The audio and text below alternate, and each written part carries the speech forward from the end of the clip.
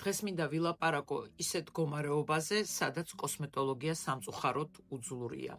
ვერც ერთი პროცედურა, ვერც ერთი ზედაპირული და გნებავთ ინვაზიური საშუალება თქვენ არ გიშველით და ვერ გიშველით. ეს არის სტრესი.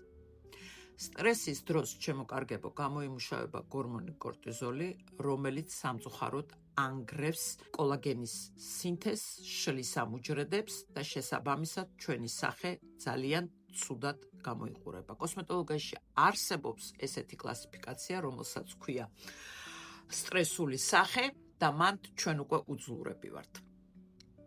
რა თქმა უნდა, პირველ რიგში გირჩევდით, რომ ვისაც ხშირი სტრესები აქვს, მიმართონ სპეციალისტს, გაიარონ კონსულტაცია და რამენაერად ექიმთან ერთად შეძლონ ამის დაძლევა. თუ ამის საშუალება არ აქვს, მინიმუმ როცა ჩვენ რაღაც სტრესული მდგომარეობა გვექნება, შეძლებს და გვარად ან დალიეთ ცივი წყალი, ყინულებიანი წყალი, ან თუ არის შესაძლებლობა შევიდეთ და გადავივლოთ უცბად ცივი წყალი იმისთვის, რომ დავწიოთ ეს ამ გორმონის დონე.